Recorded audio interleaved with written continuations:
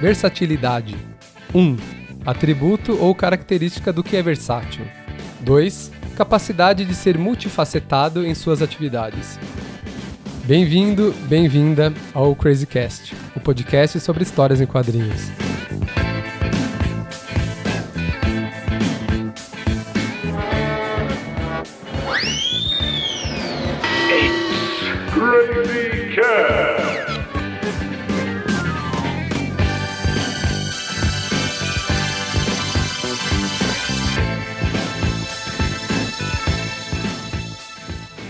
Olá, ouvinte! Quem fala é o Thiago Borges, jornalista e criador do blog O Quadro e o Risco. E eu sou Felipe Lima, um aficionado e estudioso amador de quadrinhos. E estamos juntos nesse projeto que nasceu com um objetivo bem simples: falar sobre gibi, de preferência gibi bom. Para esse episódio do Crazycast, a gente escolheu como tema uma autora nacional que faz quadrinhos completamente diferentes entre si. De temas até tipos de traço, de gêneros como terror até drama familiar, de personagens próprios até propriedades intelectuais já estabelecidas há décadas. Ninguém menos que Bianca Pinheiro.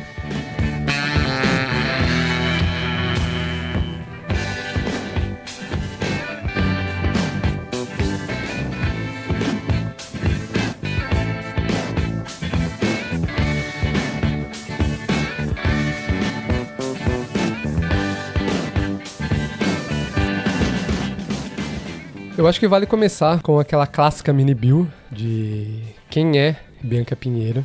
Ela é carioca, mas radicada em Curitiba já há muitos anos, onde vive com seu marido Gregório Berti, também conhecido como Greg Stella. A Bianca é formada em artes gráficas e fez pós em histórias em quadrinhos, o que é bastante relevante, acho que para a própria obra dela, né, Felipe? Curso esse que ela fez com o Rodrigo Escama e o Liber Paz, que são apresentadores também do Kitnet HQ. No caso, eles foram professores dela nesse curso, né? Nascida em 1987, ela começa a fazer quadrinho ali no início da década passada, em 2012, em uma época em que o web quadrinho, o quadrinho online, o web comics, né, era algo ainda bastante... Era algo, digamos assim. Exato. Né? Tinha aquela iniciativa do IG, que publicou muita gente, né, incluindo o Rafa Coutinho, que foi lá onde ele começou a publicar o Beijo Adolescente. E a Bianca meio que abraça essa nova forma de se apresentar ao público, né? E ela começa a fazer a série Bear, que até hoje está viva e vai viver muito tempo. Então, os primeiros passos dela nos quadrinhos são via online. E Bear, ela já disse em uma entrevista que a ideia dela era um laboratório para ela aprender a fazer quadrinhos fazendo e também ter o retorno do público, né? Porque uma coisa é você fazer quadrinhos para si mesmo, dar para os familiares como ela fazia, e outra coisa é você colocar lá para as pessoas lerem, te darem feedback e tudo mais. E a ideia dela com Bear era, além de experimentar narrativamente, era experimentar com traço, que é uma coisa que vai ser, a partir desse momento, meio que uma constante na vida dela como quadrinista, né? Inclusive no Bear, naquele Bear antigo, né? Ela fazia algumas páginas mais tradicionais, digamos assim, com grids fixos de quadros e tal, mas ao mesmo tempo ela metia também umas construções à la Frank King, do Gasoline Alley. Então aquela página em que os personagens meio que vão andando pelo cenário, né? Um único cenário, e aí os personagens vão andando por aquele cenário e os balões vão sendo colocados conforme eles vão tendo diálogos, enfim. E sempre dentro da grade do Scroll, né? Porque, tanto que a primeira edição de Bear, que foi publicada depois pela Nemo, ela é uma edição até um pouco maior, de um formato um pouco até mais comprido, parecida com as edições iniciais do Beijo Adolescente, né? Porque a página da internet, né, ela permite esse scroll e dá pra ver que ela pensava também as páginas com esse propósito. Poxa, a pessoa vai ver isso aqui primeiro e vai ver isso aqui depois. E eu acho que o grande chamariz dos quadrinhos da Bianca Pinheiro, enquanto arte, é exatamente essa questão de ela ser meio que uma camaleoa, né? Então, ela começa fazendo um gibi de aventura infanto-juvenil e aí depois ela parte para outros gêneros que não tem relação alguma com esse início de carreira. Então, ela já fez gibi de terror, já fez thriller de suspense, já fez gibi de guerra, já fez gibi que mal tem uma linha narrativa em que se reflete questões existenciais sobre a vida, sobre a morte, enfim. Eu acho que ela, ao menos aqui no Brasil, ela é algo muito singular dentro da nossa produção. A cena, normalmente, o quadrinista se apresenta com um estilo, desenvolve aquele estilo e a gente consegue ver essa evolução daquele tipo de desenho. Não a gente falando de tipo de desenho mais precisamente, né? Mesmo com a evolução narrativa, né? Mas eu acho que a gente normalmente já tem uma ideia do que esperar da evolução narrativa, né? Mas, em questão de desenho, a Bianca Pinheiro sempre surpreende, porque ela faz primeiro o Bear, que é um traço um pouco fofinho, mais voltado para aquela coisa quase linha clara da webcomic, né? Cores chapadas, tudo muito colorido e tal. E aí depois ela vem com o próximo quadrinho dela, que foi lançado de forma independente. E depois foi relançado pela Mino, que é o Dora, que é um quadrinho de terror com um traço em preto e branco, completamente diferente do Bear, né? E já que é difícil encontrar uma similaridade dela com outros artistas aqui no Brasil, acho que vale a gente tentar traçar uns paralelos com cartunistas e quadrinistas de outros países, né? Dá para citar, por exemplo, a Gillian Tamaki, a canadense bastante famosa após publicar Aquele Verão, né, que ganhou vários prêmios, inúmeros Eisner e tal. Saiu aqui no Brasil pela Mino. Ela que tem uma parceria. E é curioso, mais uma semelhança da Gillian com a Bianca Pinheiro, né? A Gillian tem uma parceria já de anos com a prima dela, a Mariko, e elas já fizeram vários gibis, e a Gillian consegue também modular o estilo de arte dela pro tipo de história que o quadrinho pede. Então, se a gente for lembrar o traço dela no Aquele Verão, é um desenho mais arredondado, um pouco mais voltado pro mangá, digamos assim, se é que dá pra fazer uma comparação, porque mangá tem 1 milhão de estilos, mas acho que pra deixar mais simples pra entender. Ela usa apenas uma cor, mas é uma cor chamativa, um roxo, e aí quando você compara com outros quadrinhos dela, parece até que a gente tá falando de outra artista. Então, por exemplo, ela tem uma coletânea chamada Boundless, em que se juntou vários quadrinhos feitos por ela para antologias, online inclusive também. E lá, cada história parece que foi desenhada por uma pessoa diferente. Colocando histórias das duas lado a lado, a gente consegue ver como essa criatividade para conseguir entender a história, traduzi-la por um traço, é bastante forte nas duas. Eu citaria, parecido com ela lá fora, a Eleanor Davis, né, também. Que ela tem essa particularidade de não ter um traço fixo, né? Um estilo de traço fixo. E também trabalhar com diversas mídias diferentes. Às vezes no digital, às vezes no meio físico. A Bianca Pinheiro tinha essa coisa de também experimentar e ter esse espaço de experimentação quando ela usava o Tumblr, né? Onde até ela começou a postar o Bear no Tumblr, que é uma plataforma que até morreu um pouco depois de um tempo. Ainda está ativa, mas você consegue achar algumas coisas lá, mas é quase como um museu das coisas que eram feitas naquela época. E ali ela fazia algumas outras séries até que acho que ela até não levou muito pra frente, como uma série sobre uma raposa e tudo mais. Mas voltando a Eleanor Davis, eu acho que uma diferença básica entre uma quadrinista como a Eleanor e a Bianca Pinheiro é que a Eleanor, mesmo ela mudando às vezes a técnica do traço dela, ou o tipo de arte final, ou de colorização, você meio que consegue perceber que é a mesma pessoa fazendo aqueles quadrinhos. Já a Bianca Pinheiro, eu acho que se você mostrar páginas da vida inteira de quadrinista, da carreira inteira de quadrinista dela pra alguém, capaz de a pessoa não saber que é a mesma pessoa que tá fazendo aqueles quadrinhos. Eu acho que é isso mesmo. Eu até iria citar o Josh Simmons, um quadrinista dos Estados Unidos, que foi publicado pela primeira vez faz pouco tempo pela editora da Loja Monstra, e eu acho que Ele entra também exatamente na questão da Eleanor Davis. Um artista que muda cores, estilos, de página, inclusive, questão de balonamento, diagramação. Muda a página como um todo, mas o DNA do traço dele, a forma como ele desenha uma cabeça, um rosto, uma expressão facial, segue a mesma. A gente está comparando a Bianca com outros cartunistas, então realmente talvez ela seja ainda mais única do que a gente pensava. Eu acho que cada vez mais que a gente investiga o trabalho dela e lê o trabalho dela, a gente percebe como tem essa diferença muito grande realmente. E ela já comentou um pouco sobre o processo dos quadrinhos dela, desde a época do Bear até depois do Dora e os quadrinhos posteriores. Na época do Bear era aquela coisa experimental, vou tentar fazer o que der aqui, jogar na página e ver se dá certo ou não. E depois começou a planejar um pouco mais. Só que ela disse já em entrevista que ela tem um problema muito grande com o desenho dela até ver o quadrinho pronto e impresso. Algo que surpreendeu ela quando ela estava fazendo o quadrinho Eles Estão Por Aí, em que o traço dela, que normalmente era considerado fofinho e bonitinho e tal, foi considerado nojento. Ela disse que foi um dos elogios melhores que ela já recebeu sobre o traço dela e sobre o trabalho dela. Ela disse que começa sempre pensando as histórias, mais do que se colocando ali pra pensar numa ideia, ela meio que vê uma cena que ela acha interessante. E é a partir daquela cena que ela vai desenvolver todo o resto do quadrinho. E normalmente, além disso, quando ela escreve os quadrinhos dela, ela começa pelo texto, faz todo o texto, todo o diálogo, e depois faz a decupagem de cada quadro, e depois parte pra fazer a versão final, página a página. Então, até que ela encontra essa cena especial que ela tem vontade de fazer, ela acaba segurando o quadrinho. E esse processo de começar uma obra ao redor de uma cena, de uma imagem, não é algo raro de se encontrar nas artes. Talvez a mais famosa, que já foi documentada, já foi comentada muito pela própria pessoa, é o caso do grande cineasta britânico Alfred Hitchcock. Reza a lenda de que, pro Intriga Internacional, um dos seus maiores clássicos, ele tinha na mente 3 cenas. Então, uma perseguição no topo do Mount Rushmore, nos Estados Unidos, um assassinato na ONU e um homem fugindo de um avião a pé. E então, a partir dessas 3 sequências que não tem semelhança alguma entre si, ele imaginou um filme, o que daria para fazer com essas 3 imagens diferentes. E essa forma de fazer tanto filmes quanto quadrinhos é interessante porque a Bianca comentou que ela não pensa no que ela vai falar, ela não pensa na mensagem que o quadrinho vai trazer. O mais importante para ela é o desenvolvimento dessa cena, descobrir quem vão ser esses personagens e criar diálogos interessantes para que o quadrinho possa acontecer. Um processo que só é modificado talvez um pouco quando ela desenha quadrinhos escritos pelo seu marido, o Greg Stella.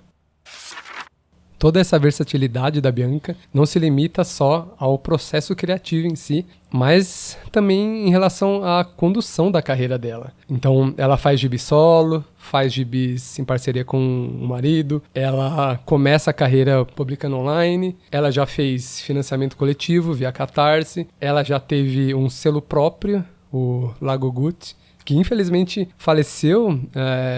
Foi um selo que durou pouco tempo ali. Acho que lançou só um quadrinho de cada um dos membros, que eram ela, o Alexandre Lourenço e o Yoshi Itse. Enfim, uma pena que acabou durando pouco tempo esse selo, focado nas histórias dos 3. Ao mesmo tempo, ela também sai em editoras de grande porte, como a Nemo, como o Pipoca e Nanquim, a Todavia. É curioso até porque quando ela lançou o Alho Poró, ela tinha acabado de publicar o Eles Estão Por Aí pela Todavia. Ou seja, para ela não importa por onde ela está sendo lançada, o que importa é lançar os quadrinhos dela. É interessante porque ela já fez esse comentário sobre essa questão, né? A história dela não deixa de ser a história também de muitos quadrinistas no Brasil, selos que funcionam, que não funcionam, publicações por uma ou outra editora, às vezes uma editora quer apostar, às vezes uma editora não pode apostar e tudo mais. Por exemplo, o webcomic é muito bom, o público está sempre ali perto, o acesso é normalmente de graça. Se você tem muito rápido a resposta de se o público está gostando do seu quadrinho, se não está gostando, se você tem que, às vezes, pensar uma coisa diferente, etc. Mas não dá dinheiro. Então, é sempre bom estar sendo publicado, sempre bom estar sendo visto por tantas editoras. E a carreira dela mostra isso muito bem, porque ela chegou a ser publicada por tanto editoras grandes como a Nemo, quanto editoras independentes aí que a gente vê começando agora e dando muito certo, né? E a gente não comentou ainda de a maior editora pela qual ela foi publicada, que é exatamente a Maurício de Souza Produções, via Panini, né? Mas, enfim, ela já fez uma Graphic MSP e desde 2018 ela escreve também roteiros para gibis de linha da Turma da Mônica. Acho que isso é algo interessante de se falar, porque pouca gente sabe, né? Então, a Bianca já fez uma trilogia de graphics MSP, né? Contando histórias da Mônica. E ainda assim, ela amplia esse trabalho mainstream fazendo gibis de linha. E durante a pandemia, ela foi além dessas opções, né, digamos assim, do físico e do online, e começou a fazer pequenas histórias para rede social. No caso, o Instagram. Ela estava contando umas histórias também, novamente, em parceria com o Greg, sobre uma bruxinha, mas que na verdade não foi muito além. Talvez exatamente até por isso, por essa questão de você saber a métrica daquilo que você está publicando de forma quase imediata, talvez isso explique de por que o projeto não ter seguido adiante. E é interessante porque ficou claro para todo mundo que ela usou quase todos os tipos de formas de ser vista como quadrinista no Brasil, né? Agora, acho que chegou a hora da gente falar sobre as obras, né? Sim, e Talvez, antes de falar sobre as obras em si, acho que comentar um pouco sobre os temas que os quadrinhos da Bianca abordam. De certa forma, eu já escrevi isso no blog vários anos atrás, mesmo em alguns quadrinhos não escritos inteiramente por ela. Esse é um ponto interessante, né? Porque a gente não sabe até onde vai a parceria da Bianca com o Greg. Se o Greg escreve o roteiro inteiro e entrega para ela ilustrar, se ela participa também do processo de escrita, e eu acho que manter esse mistério é válido, fica bacana. Tirando alguns quadrinhos que fica claro, por exemplo, como Meu Pai é um Homem da Montanha, em que o Greg se coloca como escritor, eu acho que os outros eles deixam esses créditos bem assim, compartilhados, né? Tanto que em capas, em expedientes, eles estão ali colocados como iguais ali, né? Porque eu acho que o trabalho também é dos dois juntos, né? Sim, então ela meio que tem uma trilogia não oficial sobre a busca por reunir a família. Então, em Dora, por exemplo, que é um gibi de terror, ela escreve sobre a relação de uma mãe que tem uma filha, digamos, especial, que não se sabe o que exatamente ela tem, e ao redor delas existe muita morte, muitos fenômenos que a ciência não consegue explicar. É um quadrinho sobre questões paranormais, né? Em que a mãe dessa menina, que é a Dora, tá sendo meio que questionada a respeito de todas essas mortes que aconteceram em volta dela e sempre estão acontecendo em volta dela. Isso. Talvez dê pra juntar, pra fazer um paralelo, se a gente for pensar no Carrie a Estranha, tem um pouco aquilo, sabe? Sim, sim. De uma jovem que tá crescendo, que precisa se, de certa forma, adaptar ao mundo e, ao mesmo tempo, poderes que ninguém pode explicar, começam a florescer nela. É muito interessante porque essa mensagem nunca é colocada de uma forma expositiva no quadrinho. Os diálogos nunca dizem isso, por exemplo, que você falou. Eu acho que isso é muito importante e é uma qualidade muito boa dos diálogos dessa HQ. Sim, até porque o quadrinho se passa dentro de uma delegacia, a mãe sendo interrogada por um policial. Então, ela tá relembrando alguns desses fatos, desses crimes, dessas mortes que ocorreram ao redor delas. E isso poderia facilmente cair para uma narração clichê, pegajosa, que você antevê todos os fatos da história. Mas não, é o contrário, porque até um determinado momento, a história nunca deixa claro que é a menina a responsável pelas mortes. Mas, ao mesmo tempo, quando vai chegando próximo do fim, você passa a entender que sim, provavelmente ela é a responsável por tudo aquilo, mas o final já traz outra ambiguidade, porque você não sabe qual o destino dessa garota, então o quadrinho consegue transitar muito bem entre a probabilidade e a realidade daquela história. E algo que vai acontecer em outros quadrinhos da Bianca, tanto ela solo quanto ela com o Greg, é essa estrutura quase de conto, né? Que precisa ter um final, normalmente, que é um plot twist. Ou é uma surpresa, assim, inesperada, né? E o Dora tem esse traço em preto e branco, completamente diferente do que foi Bear. Ele tem uma característica que eu gosto muito quando eu vejo em quadrinhos, que é o letreiramento manual. Eu acredito que ele tenha sido feito todo no digital. Também não tem uma estrutura de quadros fixa, uma grade fixa. E uma coisa muito legal, que ajuda muito na fluidez dessa história, é que ela é contada em pequenos capítulos, e cada capítulo tem o nome de algum fenômeno, ou alguns dos 4 elementos da natureza, como água, fogo, sangue, etc. O segundo elo dessa suposta trilogia sobre a família, sobre a perda do laço com a família e uma tentativa de reconstruir esse laço, está no Meu Pai é um Homem da Montanha, que conta a história de uma filha que perdeu o contato com o pai há vários anos. Ele supostamente foi para uma floresta, viver na montanha, se esconder da sociedade, e ela decide que chegou a hora de reencontrá-lo. Uma coisa que me deixa muito satisfeito com esse quadrinho é que não explica o motivo pelo qual o pai sumiu. A família dela vivia uma vida normal, uma vida boa, mas aí, de repente, o pai começa a se refugiar na montanha, ficava um tempo, depois voltava para casa, até que chegou um momento em que ele nunca mais retornou. E em nenhum momento o quadrinho levanta hipóteses sobre o porquê desse retiro. Mas tinha uma questão do pai dela levá-la na montanha, né? Eles tinham uma coisa deles Isso, também, irem fazer exatamente. passeios. Então a montanha representava uma ligação entre os dois, né? Uhum, exato. E aí, a história, acho que dá para chamar de um drama com pitadas de horror, talvez, né? Porque as coisas são muito implícitas. Então, quando a mulher volta para a montanha, para finalmente reencontrar esse pai, ela tá em um ambiente completamente hostil, cercado de sombra, sem saber o que ela vai encarar. Então a Bianca, pela arte dela, ela consegue encher as páginas de sombra, eu não sei se ela fez no físico, mas parece que tem um grafite assim, bastante borrado, ou se foi no digital, ela usa um esfumaçamento, né, em partes do branco da página. É exatamente para trazer esse mistério, né? Então você imagina perder o contato com alguém da sua família sem saber exatamente por que da perda desse contato e você tendo que trabalhar para reconstruir essa ligação. Tem algo também da loucura, né? Um lance, parece que o pai dela tava ficando louco, ele fazia umas bonecas, algumas coisas assim, deixa para ela como pistas e tal. Isso, e ela exato. meio que não sabe no que ele se transformou, inclusive, né? Exato. Esse quadrinho funciona com muito subtexto, porque você não sabe se o pai dela enlouqueceu por algum motivo, você não sabe se o pai dela era um homem gay e que resolve se assumir, né? Então, por isso, a família com uma mulher não mais faz sentido para a vida dele. E é isso, né?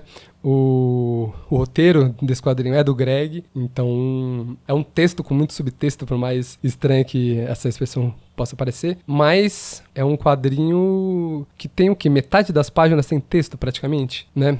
Então a arte precisa atuar nessa questão de mostrar o que está escondido, ou de tentar revelar uma verdade por trás das imagens. Um quadrinho que é preto e branco até que ele não é mais. Porque ela faz um uso da cor vermelha em um momento que é muito interessante. Naquele clássico final, que a gente até pode chamar de clássico já, dos quadrinhos da dupla, tanto da dupla quanto dela solo, na clássica surpresa final que tem em todo o quadrinho. E de forma alguma, eu sinto que ela sente a necessidade de trazer uns finais felizes no quadrinho. Trazer finais que deixem um leitor satisfeito, que é uma coisa muito interessante, é uma marca legal como artista, assim, né, e como autora. E talvez uma marca que boa parte do quadrinho nacional poderia seguir mais, né? Ousar mais. E aí chegamos ao último tripé dessa tal trilogia, que, por incrível que pareça, é um gibi da Mônica. É a primeira Graphic MSP que a Bianca fez, o Mônica Força. Ela já fez mais duas depois, mas nesse começo da história que ela tá contando com a Mônica, é exatamente, digamos que uma versão infantil desses outros dois quadrinhos que a gente citou. Então, o Mônica Força mostra a Mônica convivendo com brigas dos pais dela e um casamento à beira do rompimento e a criancinha ali sem entender o que tá acontecendo, até porque os pais não conseguem explicitar isso, mostrar pra ela o que tá acontecendo. Eu gosto desse jogo de palavras, porque a Mônica é conhecida por ser uma personagem forte, bate nos meninos, que ficam tirando sarro dela, não tem dó de dar coelhada, dá uns sopapos na cara do Cebolinha, do Cascão. Só que, pra resolver essa questão dos pais quase se separando, a força dela não resolve nada. Inclusive, uma das cenas que eu acho que, pra mim, foi bem impactante, mesmo sendo uma MSP, que eu acho que já ficou, às vezes, até um pouco repetitiva nessa temática dramática e tudo mais, é quando ela fala assim, eu não posso bater nos meus pais. Que eu acho que é uma das frases mais legais, eu acho que a Bianca trouxe, assim. Lembrando que a ideia inicial, parece que, pelo menos de acordo com o que foi escrito no editorial, veio do Maurício. E que foi atrás da Bianca Pinheiro para que ela desenvolvesse essa história diferente com a Mônica. Da Mônica, até onde eu entendi, da Mônica tendo dificuldade de lidar com esse colapso do casamento dos seus pais, né? E a Bianca consegue trazer elementos do gênero do horror para uma história como essa, até porque é uma história de terror na visão da Mônica, né? Imagina você criancinha ali com seus 8, 10 anos e vendo toda a vida que você conhece, o que você sabe, ruindo na sua frente, e você sem, ao menos, entender o que está acontecendo. Então, tem uma sequência de um pesadelo bastante interessante que começa bem silenciosa, e aí, do nada, aparece como se fosse um monstro pra pegá-la, pra sugá-la, né? Então a Mônica, por mais que ela não seja um elemento da briga, ela também acaba sendo engolida por esse monstro da falta de entendimento entre os adultos. Sempre esse elemento aí de horror e terror, de monstruosidades no trabalho da Bianca Pinheiro, né? Em questão de quadrinho, é legal falar que a Bianca, ela traz uma das coisas mais legais, talvez, que as artes gráficas podem oferecer pro quadrinho, que é esse pensamento de o traço que serve para contar aquela história naquele contexto. Claro que a gráfica MSP é uma questão comercial, né? Tá usando... Eu não acredito que exista a liberdade total ali de você fazer o que você quiser com a Mônica e tal. Mas ela aproveita muito bem essa liberdade que foi dada pra ela de usar um personagem tão estabelecido que tá literalmente na cabeça de todo brasileiro pra fazer uma história em que ela consegue usar, assim, todo o poder narrativo dela. Eu achei, assim, de longe, uma das MSPs que eu mais gostei, na questão de qualidade de quadrinho mesmo, muito mais da temática ou da abordagem que é feita do diferenciado do personagem, mas numa história muito bem feita, com começo, meio e fim, e com cenas que eu achei realmente impactantes, assim. Por exemplo, a hora que a Mônica tem uma questão bastante, que ela empresta bastante um elemento físico, que é uma goteira, né? Tipo, aquela goteira fica gotejando, e o pai não consegue resolver, a mãe não consegue resolver, aí ela tenta resolver, puxa, uma criança tentando resolver um problema que os adultos não conseguem resolver, e ela não consegue resolver no final. Isso é muito, eu achei que é um jeito muito bonito e muito emocionante de tratar esse problema e essa falta de resolução. E é aí que os pais dela percebem que, poxa, tem alguma coisa que eles podem fazer ainda ali, né? De se ajudar e tudo mais. Tem aquela goteira não precisa ficar pingando a todo momento e tal. O quadrinho tem um final feliz, né? Eu acho, nesse caso. Talvez seja um dos poucos quadrinhos dela que tem um final feliz. Mas eu não diria que é um final feliz açucarado e assim, meio fantasioso. Ele é bem pé no chão e traz uma certa esperança de que, a partir de uma certa conversa e de trabalho, as coisas vão melhorar para toda a família ali. E até o Bear traz esse elemento da questão familiar, porque no começo do quadrinho, a menininha Raven, ela, quando encontra o Dimas, o urso, ela fala, eu preciso de ajuda para encontrar meus pais, me perdi deles. Então, né, realmente, nos gibis dela, as pessoas, a família precisa se reencontrar de uma forma ou de outra. E agora eu queria falar de, talvez, um dos meus favoritos da Bianca Pinheiro, que é Alho Poró. O Alho Poró é meio que uma anomalia dentro dos quadrinhos dela, assim, porque é meio que um enredo muito único, né? Porque é um quadrinho urbano que acontece numa cidade, que tem um fiozinho de enredo, acaba sem você saber exatamente o que aconteceu. Beleza que em outros quadrinhos dela, como a gente já mencionou, tem um pouco essa questão de não tentar explicar o final, os conceitos da história, né? Como eu falei, a Bianca foca muito em fazer o diálogo funcionar, né?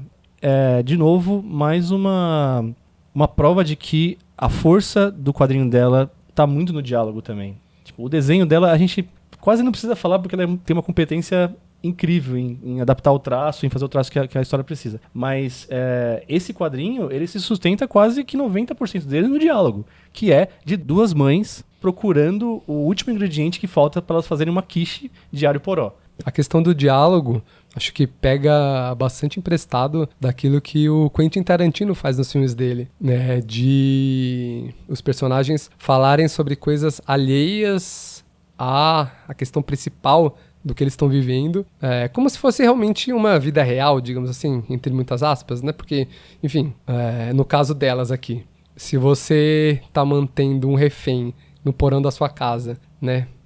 Numa história elaborada de vingança? Exatamente. Você não vai ficar o tempo todo falando sobre isso. Você tem que, né, seguir a vida e tal. Levar sua filha na escola, pegar, ir até o mercado, comprar ingrediente para fazer a receita.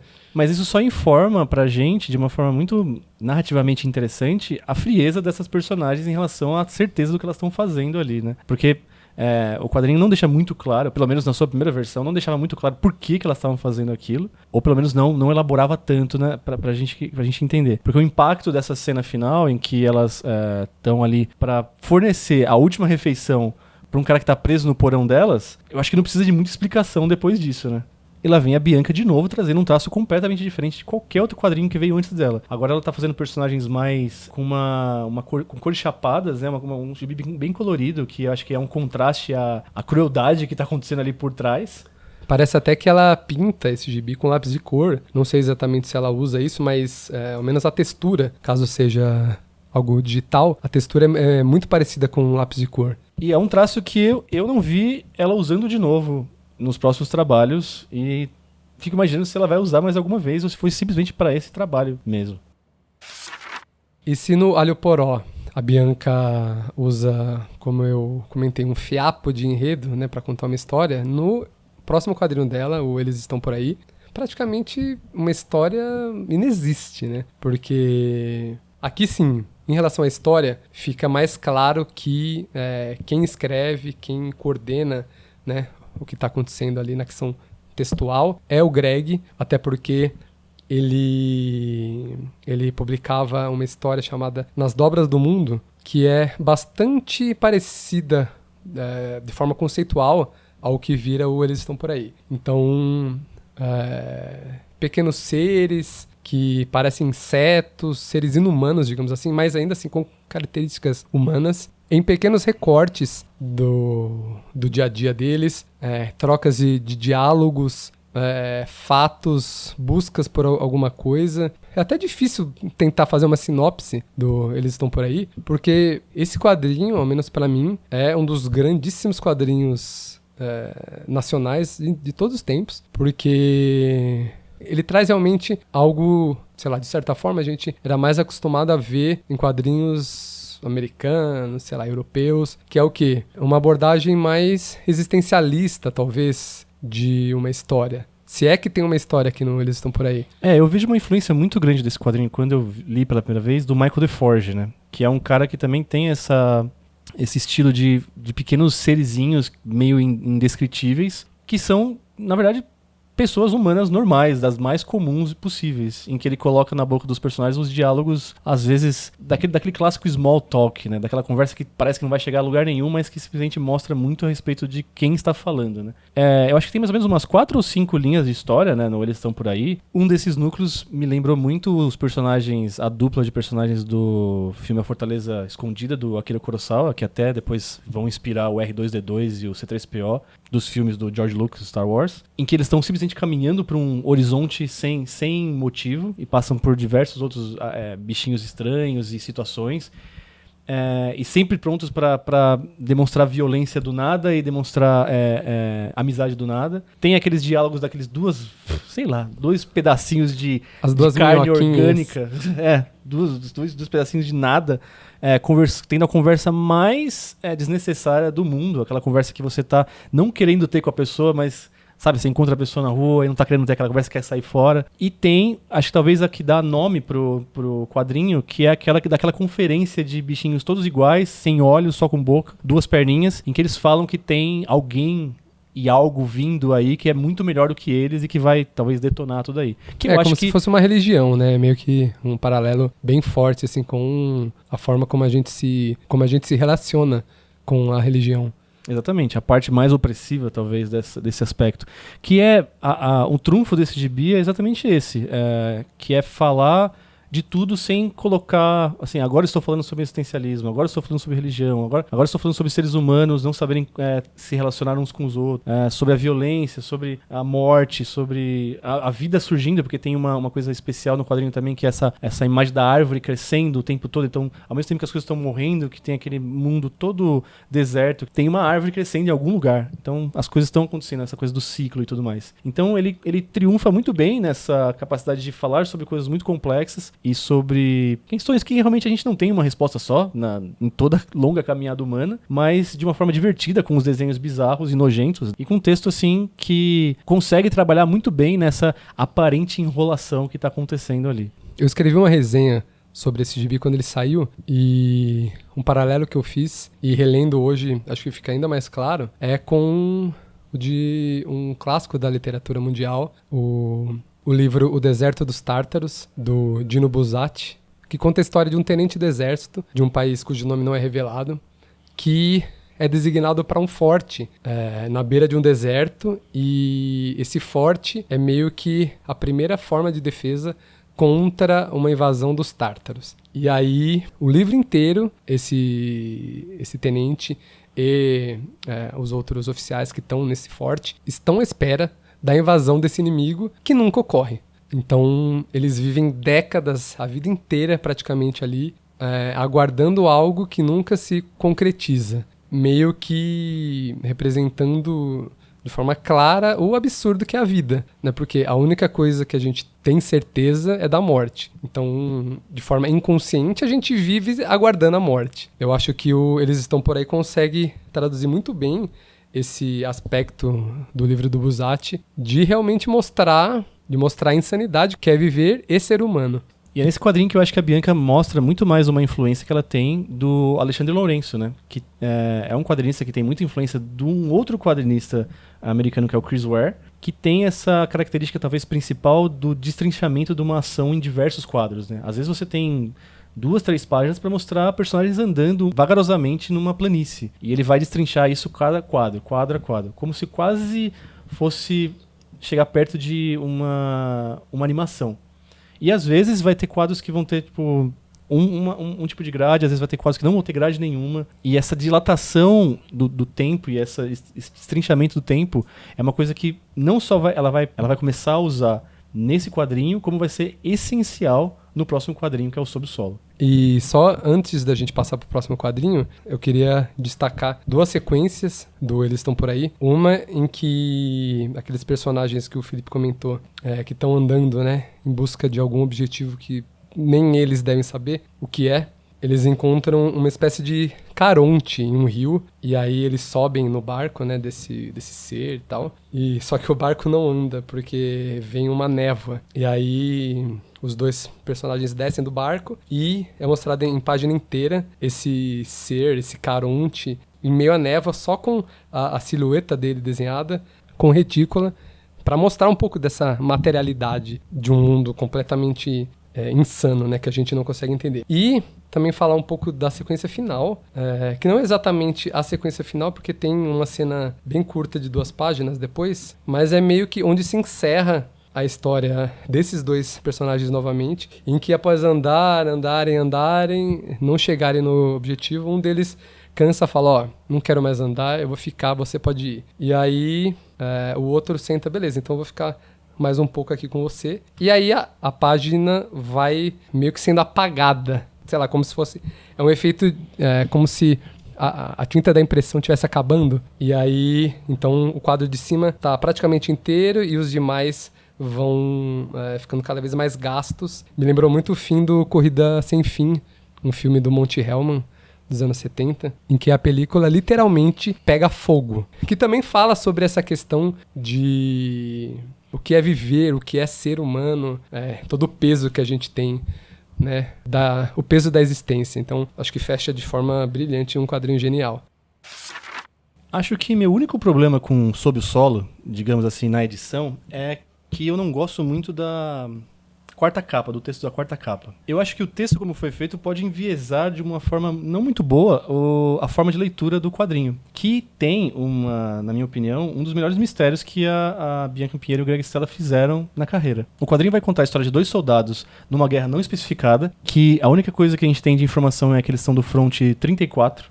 Um deles participou de uma guerra no fronte 14, então dá pra gente deduzir que a guerra tá acontecendo há muito tempo. E um desses soldados está ferido.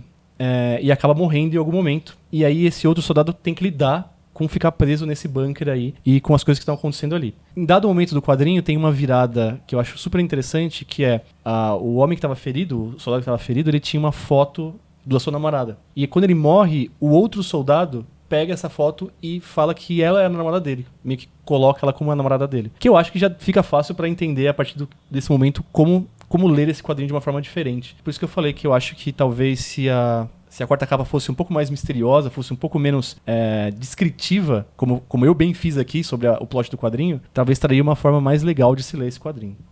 O quadrinho ele tem essa grade quase fixa, né, que é sempre centralizada na página, que eu não tenho como não lembrar dos quadrinhos do Alexandre Lourenço, como Boxe, como Durma Bem Monstro, em que ele pega esses personagens muito pequenininhos, que no caso aqui a Bianca resolveu escolher desenhar como personagens de palito, né, bem pouco definidos, mas que isso vai dar uma cara muito legal quando ela resolver dar close nas coisas que estão no quadrinho. Por exemplo, tem uma cena muito legal, um quadro muito legal, em que ela dá um close no rádio que tá no bunker junto com esses soldados, e outro que ela dá um close no rosto de um dos soldados. E eu acho que esse é um gibi que foi absolutamente construído como um quebra-cabeça para ser desvendado pelo leitor. Até o título dá a entender isso, porque os personagens estão sob o solo, né? Estão num bunker, numa trincheira, enfim. mas você, enquanto leitor, também precisa escavar para encontrar os sentidos, os significados. E essa parte que você comentou, desses inserts de uma arte mais realista, digamos assim, né? Eu acho completamente geniais, porque eles mostram a humanidade por trás desses bonecos, né? Porque, né, se a gente for pensar, uma guerra é a coisa menos humana que existe. Então, um bando de jovens, um bando de garotos são levados pro fronte para morrer, sem cara, sem passado,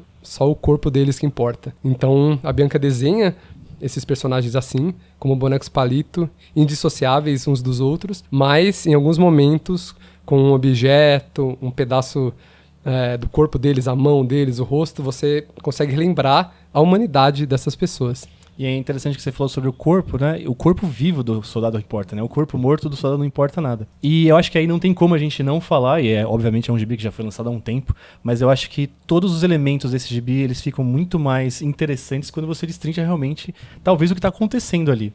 Eu acho que esse uso dos bonecos de palito sem rosto, só dado um momento específico em que ela mostra o rosto, já traz esse mistério de realmente são duas pessoas que estão lá, ou talvez seja uma pessoa só que tá alucinando, que tá conversando consigo mesmo. Porque muitas vezes o personagem, ele ouve o rádio funcionando, que normalmente no começo o gibi não tá funcionando claramente. Aí ele começa a ver uma enfermeira que aparece em certo momento e começa a falar com ele, e que era uma enfermeira que já tinha sido citado antes como memória daquele soldado. Então eu acho que tudo nesse quadrinho é tão bem feito e bem pensado para que você possa construir esse quebra-cabeça e ele vai se revelando devagar para você. Tanto que no prefácio muito bom do Ramon Vitral, ele não explica, ele não deixa nem a própria teoria dele ali, deixando para que as pessoas tenham cada uma a sua própria. E ele fala que ele tem a dele, eu fiquei muito curioso de saber realmente qual seria a dele. E só relembrando que esse gibi também é uma parceria da Bianca com o Greg. A gente não sabe exatamente até que ponto o Greg escreveu o roteiro, se a Bianca também teve suas contribuições para a parte escrita, mas é incrível como a Bianca sempre encontra as melhores soluções visuais para as coisas escritas pelo Greg. Então eu acho que dá até para colocá-los em uma lista de grandes casais dos quadrinhos, né? Se a gente for lembrar o Robert Crumb e a Aline Kominsky. O Brian Talbot e a Mary Talbot, que lançaram o quadrinho A Virgem Vermelha, que talvez já esteja disponível pela Veneta aqui no Brasil. E o Alan Moore e a Melinda Gabb, que fizeram Lost Girls juntos, né? Acho que depois de tudo que eu falei, ficou claro que esse é o meu quadrinho preferido da Bianca Pinheiro, se não da dupla Bianca e Greg, porque eu acho que ele mostra realmente a evolução dela em tudo que a gente falou, no traço, no texto, na condução, no uso sábio das influências e do desenvolvimento dessas influências com uma cara própria dela, o que faz com que a gente não só espere coisas boas e cada vez melhores da Bianca Pinheiro solo, quanto da parceria dela com o Greg. E não dá para falar da Bianca Pinheiro sem citar uma questão muito importante em relação ao trabalho dela, que é o fato de ela retomar vários trabalhos antigos, seja para retocar ou até para refazê-los do zero. Então, ela tá refazendo o Bear inteiro, refazendo do zero. Escrita, desenho, grid de páginas, layout de personagens até, porque a Nemo publicou 3 volumes da série, e aí a série entrou em um hiato. E agora, em 2023, a Conrad republicou a nova versão do Bear, o volume 1 dessa nova versão, e Bianca tá produzindo a nova versão do volume 2 e do volume 3, e depois ela vai seguir com histórias inéditas da série. Ela faz isso desde o Dora, né? Que primeiro foi lançado independente e depois foi lançado pela Mino, em que ela falou que fez retoques apenas no texto. A arte estava completamente igual à versão original, mas ela sentiu que o texto podia amadurecer um pouco mais e melhorar em algumas partes. E eu acho que dá pra gente até fazer um paralelo, mais um, entre os vários que a gente já fez, entre Bianca e outros artistas de outras mídias que também voltam a trabalhos anteriores, ou para retocá-los, ou para refazê-los do zero. Acho que talvez o exemplo mais conhecido desse conceito é o cineasta George Lucas, refazendo, mudando cenas dos seus Star Wars, inserindo novos efeitos especiais. Só que assim, ao menos essa é a minha visão. Eu acredito que o Lucas, como bom homem de negócios, ele não faz isso meramente por uma questão artística. Até porque, assim, na CCXP de 23, eu conversei com a Bianca sobre o porquê de ela retomar o trabalho que iniciou a carreira dela, né? Um trabalho que foi lançado há mais de 10 anos. Por que recomeçar do zero. E aí ela me disse que, na verdade, ela tá refazendo o Bear desde sempre. Ela nunca parou de refazer esse trabalho. Então já é a terceira ou quarta vez que ela recomeça e agora finalmente começou a ser publicado e ela vai até o fim. Então, e aí, qual que é a explicação dela? Ela fala, né, que ela queria refazer aquilo porque ela percebeu que evoluiu como artista. Então, se lá no começo ela quer experimentar várias coisas sem estar pronta, né, para saber exatamente o que ela estava fazendo, agora, como pessoa, indivíduo e artista madura, ela já consegue entender, olhar e saber exatamente o que ela quer colocar na página. E aí, retomando, ao contrário do Lucas, que pra mim só quer deixar os seus filmes disponíveis no melhor formato, na melhor tecnologia possível, para evitar que as pessoas de hoje em dia olhem e falem, nossa, mas que efeito especial horrível, que filme horrível. É puramente no quesito técnico da questão, né? E tem também um outro exemplo, que é o da cantora Taylor Swift. Um exemplo muito melhor, eu diria, porque fala mais a respeito de ter o controle da sua própria produção artística, né? Porque ela teve toda essa questão de tomar de volta os direitos das músicas dela e gravar como ela queria gravar, como ela gostaria de fazer. E também refletir esse amadurecimento dela como pessoa e como artista, né? Que eu acho que tem muito mais a ver e de uma forma muito mais positiva do que essa coisa mercadológica do Lucas aí, que tem muito mais erros do que acertos, né? Eu gostei muito de fazer a comparação do Bear, vir algumas páginas do Bear antigo e do Bear novo, e eu acho que faz muito sentido isso que ela tá fazendo, para entregar um quadrinho melhor, um quadrinho no formato que tem mais a ver com o livro e menos a ver com a página da internet de antigamente, em que a composição é melhor, as cores são melhores, o design de personagens também é muito melhor. Então, cara, eu acho que é uma das vezes que esse tipo de interferência, esse retoque no trabalho anterior faz muito sentido. Agora, já o que a Bianca fez no Alho Poró, eu acho que não ficou muito bom, não engrandeceu a obra, né? Porque, relembrando, o Alho Poró saiu em 2017 num financiamento coletivo, né? Pelo selo Laguguti. Pelo Catarse e tal, as pessoas apoiaram, viram um livro, que, se eu não me engano, até chegou a entrar na lista de alguns melhores do ano, foi indicada a HQ Mix. E aí, a Conrad relançou esse gibi recentemente, em uma espécie de versão estendida. Então a Bianca retoca um pouquinho do texto aqui e ali, de uma forma bem tranquila, sem mudanças muito pesadas, mas o final, aquele final aberto que a gente tinha falado, que era um dos grandes achados do quadrinho, ela acabou acrescentando mais ou menos uma página e meia, quase 2 páginas, dando um contexto maior para as ações das personagens. Só que assim, aquilo, né? Aquela máxima de menos é mais. Essa explicação extra não explica nada, porque o final original indica uma situação que fica muito mais interessante do ponto de vista visual e até textual também, ela fica escondida. Então esse final novo acaba ficando apenas redundante.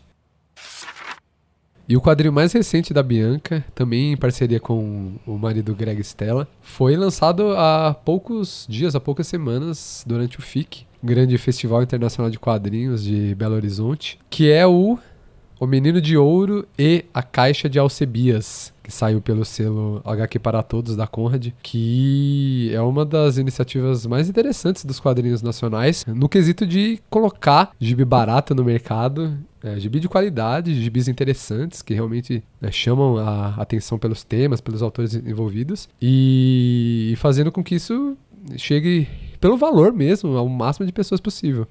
É uma boa aposta, né? Tipo, de editora nacional em quadrinho nacional, né?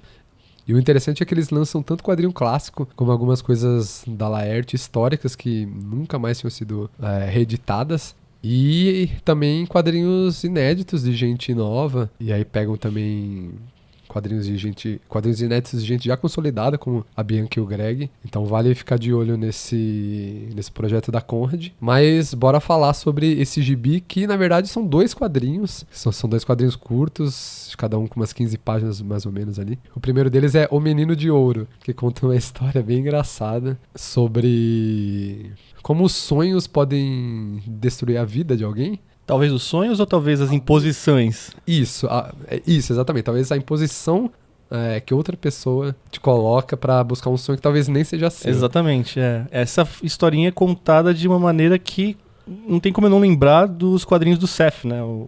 Principalmente o Wimbledon Green, né? Que é um quadrinho que ele fez naquela época que ele tava tanto usando aquele esquema de ter carimbos, né? Com quadros já pré-prontos. Então ele vai carimbando num sketchbook aqueles quadros e vai colocando meio que um diário dele. Mas o Wimbledon Green ele vai fazendo aqueles quadrinhos muito pequenininhos, né? Uma página que é tipo, cara, acho que é uma grade de 12 quadros uma página, ou até mais. Em que ele vai contando uma história através só de, digamos, pequenos momentos, como se fossem entrevistas com cada um dos personagens que aparecem ali, né? Então, esse quadrinho tá meio que nesse mesmo estilo. Dá pra até chamar esse tipo de quadrinho que o Seth fez como um gênero de contação de história aí, nesse caso. Sim, até porque o Seth, ele tem essa ligação forte com a busca por uma nostalgia, né? Um passado perdido que ficou lá atrás e que você não consegue mais alcançá-lo pra reproduzi-lo agora no presente. Mas a gente tava falando sobre sonhos, né? E nesse caso a história é sobre o James McRoe Jr. E é engraçado porque ambos esses quadrinhos que a gente vai falar, eles usam essa coisa dos nomes muito característicos. Um deles,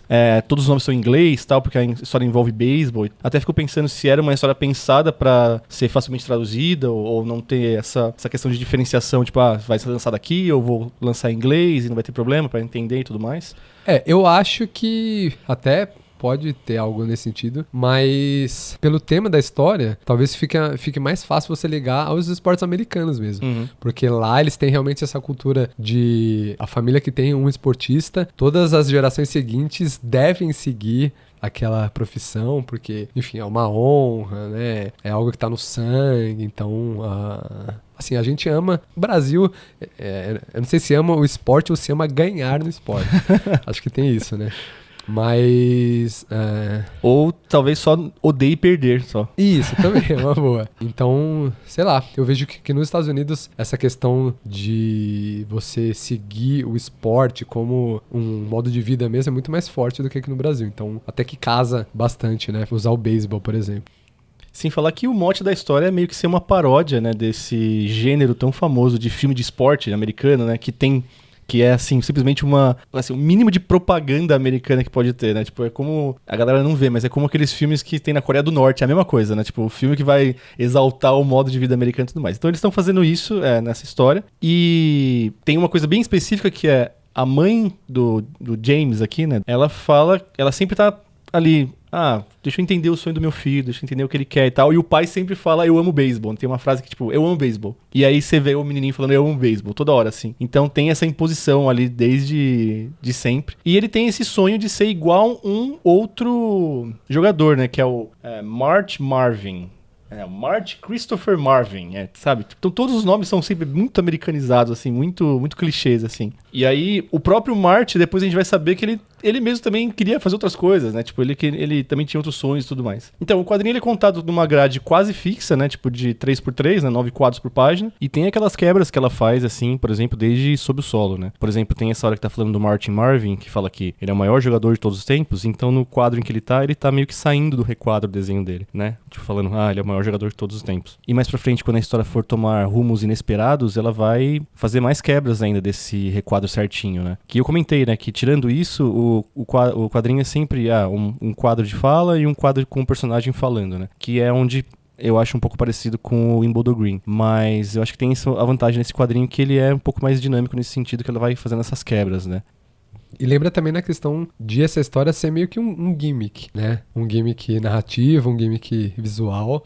Assim, apesar de ser curta, também a gente não vai ficar contando a história inteira aqui, mas funciona, eu acho que funciona bem. É divertido, é espirituoso, não é uma mera cópia do estilo de um cartunista consagrado, né? Estrangeiro, tem seus méritos por si só. Principalmente o texto, né, cara? O texto aí, no caso, é uma HQ que tá com os créditos explícitos, né? Então o texto é do Greg e o desenho é da Bianca. De novo, eu não sei, né?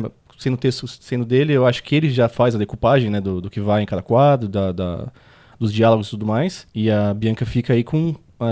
tipo, design de personagens e tal, que é sempre sensacional, saca? Tipo, você vê o o menininho crescendo durante o tempo, ele ficando mais velho. Tem uma coisa que, tipo, tem uma hora que ele tá um pouco mais velho, que ela simplesmente faz só um risquinho debaixo do olho dele, assim, e já mostra que ele já tá um pouco mais velho, mais cansado e tudo mais. E o legal desse quadrinho, inclusive de ambos os quadrinhos, é que eles têm uma estrutura meio de conto, se você for ver, na questão de, no final, ter meio que um plot twist, né? Uma coisa meio que inesperada. Sim, verdade. Um conto com questões até mágicas, fantásticas, né? Acho que é o termo certo. E também, de certa forma, metafísicas. Assim como outros trabalhos da dupla, né? Tentando a partir de enredos simples, né? Sobre a vida das pessoas. Um pouco enfadonho, assim, até de propósito, assim, isso, né? Exatamente. Propositalmente enfadonho. Você fala, cara, Sim. Onde vai dar isso e tal?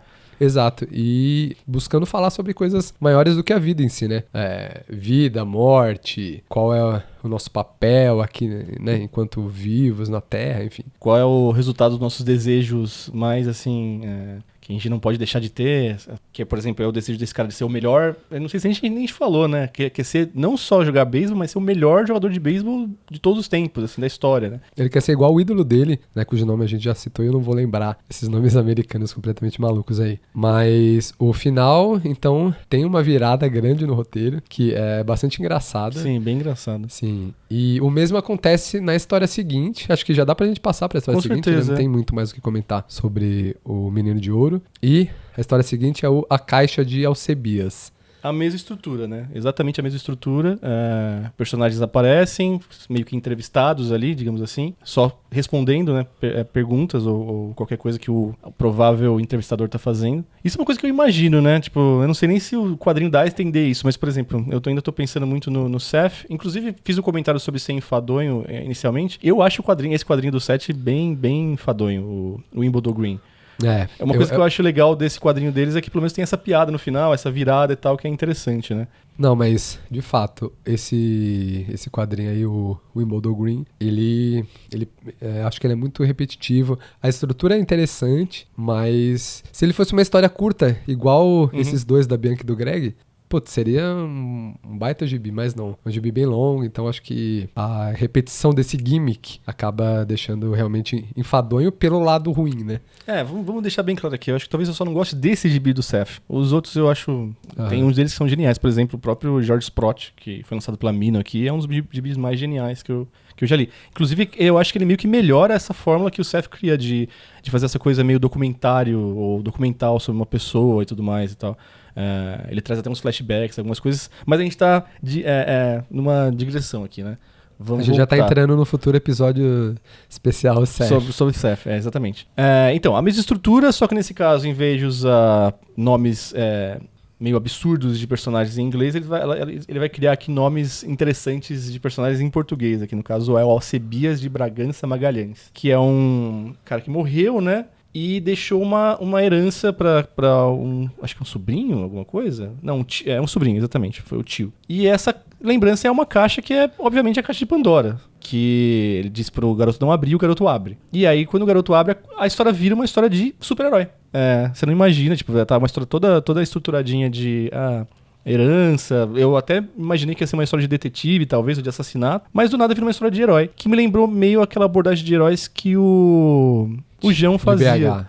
Que é um cara que faz tempo que a gente não vê coisas dele assim, e me lembrou essa abordagem dele, que é abordar os heróis por um ponto tangencial, né? Não colocar eles ali, tipo, totalmente no protagonismo, ou tratar daqui, o que é ser um herói, essa coisa mais clichê, né? Então ela vai falar ali que esse garoto soltou todos os males que existem na caixa no mundo, e os heróis meio que vão aparecendo ali pra tentar resolver o problema, né? E se no O Menino de Ouro a história fala mais sobre a questão das escolhas que fazem por você e você se vê obrigado a seguir essas escolhas, aqui é mais a escolha que você faz, que no caso é a escolha do sobrinho do Alcebias de abrir a caixa, sendo que o tio tinha deixado explícito pra ele não abrir. E uma coisa importante, além da caixa, o sobrinho também ganha casas, dinheiro, então, ou seja... Fica tudo pra ele, né? Isso, exato. E a coisa menos importante, digamos assim, seria uma caixa, né, fechada ali, que o tio fala pra não abrir, e o cara vai, escolhe abrir, e o mundo vira uma insanidade. É o mesmo lance da história da Pandora, né, mesmo. Tipo, que é assim, falando pra você não fazer, putz, vai ser óbvio que você vai fazer, sabe? Tem até uma participação especial da própria Bianca, que eu tenho certeza que ela se desenhou, porque ela fez questão de colocar ela com uma camiseta do Dragon Ball, e eu sei que ela é fanzaça do Toriyama, né? E, cara, tem uns momentos, assim, de paródia mesmo, tem uma hora que os heróis se juntam com os vilões pra poder resolver o problema, então tem esse comentário a respeito também, assim, se tiver um problema muito grande, vamos se juntar e tal. É uma ótima história de super-heróis, se for ver. Uma ótima história de super-herói, assim, tangencial, como eu disse. E aí, a história meio que acaba num final em que a caixa conseguiu ser fechada e você espera que o sobrinho ali não faça aquilo de novo, né? Será que ele aprendeu alguma coisa com aquilo ou não? Então, é um bom comentário, né, sobre várias coisas, usar esse mito, né, tão antigo e tão famoso, que também diz muito sobre a humanidade e tudo mais, e fazer uma historinha divertida com isso usando os super-heróis. Então é uma mistura de gêneros, que é uma coisa que a gente já falou nesse episódio inteiro, né, que é uma característica muito interessante da Bianca e da escrita do Greg também, né. Então é isso aí, Thiago. A gente falou aqui de uma grande quadrinista brasileira que talvez tenha caminhado do independente até quase o mainstream, sendo lançado até na França, né? Bear foi lançado na França já e acho que vai continuar sendo lançado. E a gente tá partindo para as considerações finais agora. A Bianca tá entrando em um momento novo, digamos, na carreira dela, focado mais na questão do quadrinho infanto-juvenil.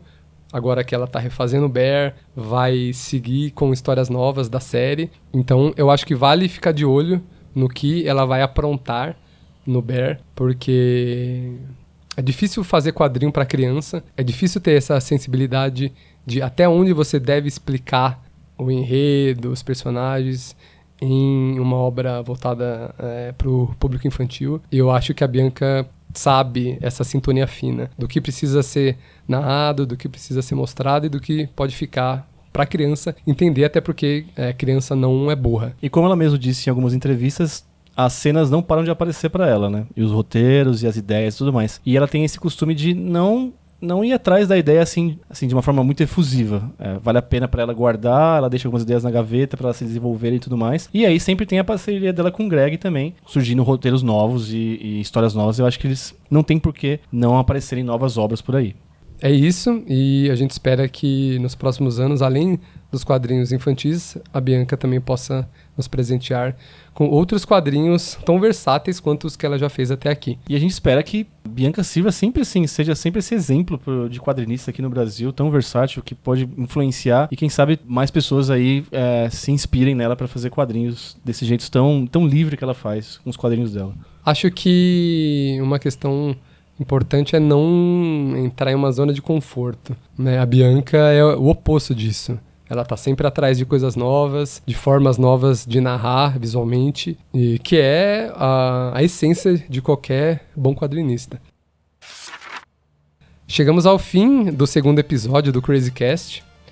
Esperamos que você tenha gostado desse tema, da nossa abordagem em relação a essa grande artista brasileira. E aquilo de sempre, compartilhe com seus amigos, com pessoas que leem quadrinho e também com pessoas que não estão acostumadas a terem contato com essa mídia, porque quem sabe a gente possa converter mais pessoas para esse nosso mundo tão rico. E continuem nos acompanhando, compartilhando e esperando por coisas novas por aí. Nós vamos falar ainda de muitos quadrinistas, de muitos quadrinhos diferentes e não tem limite para o que a gente vai trazer aqui para vocês no futuro.